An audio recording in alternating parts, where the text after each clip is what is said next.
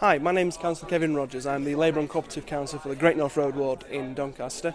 I'm here today with Emma Hoddinott with the Labour and the Co-op Party doing an event called You Can Be a Councillor, where we're trying to help out young people to encourage them to become councillors. We've heard from James Alexander, who's the Labour leader of York City Council, who's at the age of 28 one of the youngest Labour leaders, in fact any group leader in the country.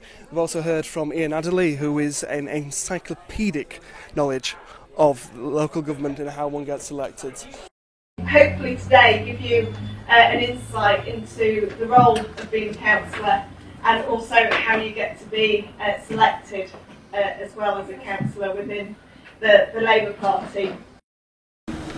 The Labour movement and the party and local government have a massive problem in terms of young people. There's approximately 1,400 Labour councillors throughout the country. Only just over 200 are below 35. The average age of councillors are 59.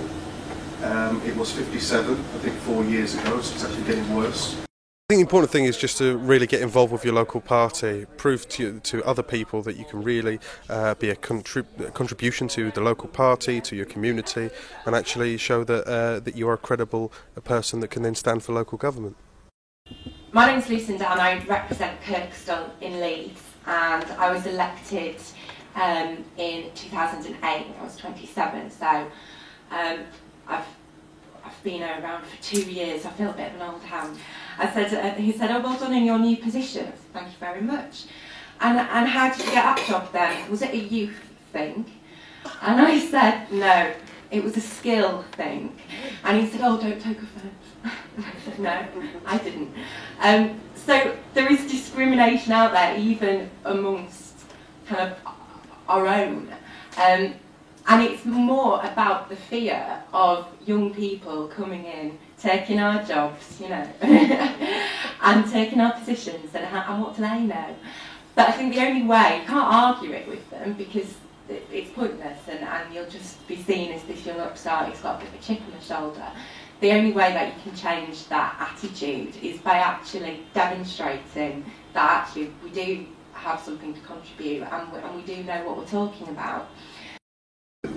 Labour really does need you. I mean, I've tried to explain that we are in some difficulty with regards to young councillors. If not all members realise it, they soon will, but we need a lot more young people involved in local government and in politics in general. So just go for it and prove what you can do, and then become role models for other young councillors to be able to come forward and be involved in the party and make sure that we have that bank building, that we have constant renewal within the party, and change the attitudes and cultures that actually are barriers to young people becoming councillors, whether it's the council practices, council support, or whether that's even equally the party structures that don't particularly help you. And I have no doubt that you will be fantastic councillors. And so now, you get about as a councillor, you get in the paper, you get out on the streets, knocking on doors, you go to your community associations, and people see you around your ward and they know who you are, and you're no longer this young upstart, you're just a member of the community who's there to represent the views. And that's when you know that you're actually doing a good job, when you start getting kind of stopped in Morrison's because they've got a bit of casework, and they actually think you're going to be helpful. That's when they've stopped seeing your age or your gender or anything else about you, and they see you as their representative. And I think that's when you know that you've been successful. And it's fantastic. It's hard, and it would be unfair for us to say, be a councillor, it's brilliant. It is brilliant, and you are able to achieve so many things, but it's not easy. It's going to be difficult, but it's worth it. So you've got to, in your own mind, reconcile that and say, am I willing to, get woken up at 7 o'clock in the morning because somebody's drain's blocked or something, and I might get a bit of grief because I've not managed to get somebody rehoused.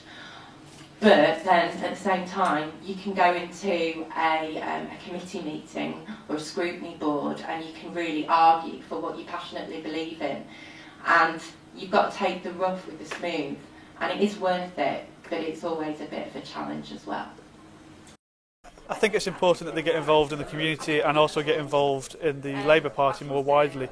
If they're standing for the branch, it's fine to have branch involvement, but if you're looking to stand elsewhere in your city or borough, it's useful to raise your profile, and don't just do it for the council position. Help your party as well, take on officer positions, involve yourself in the constituency and involve yourself at a higher level as well.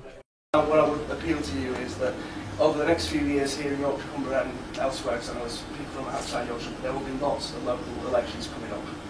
And even if it is that first time you go up and you're unwinnable seats, I would say take that opportunity, have a go, and try and be the best Labour candidate you can be. So in the end, what I want to say is that it's been a great event supported by the Cooperative Party, and I would invite any Labour member who's thinking about standing to join the Cooperative Party, for they give excellent help, support and resources to those who might want to stand. Thank you very much.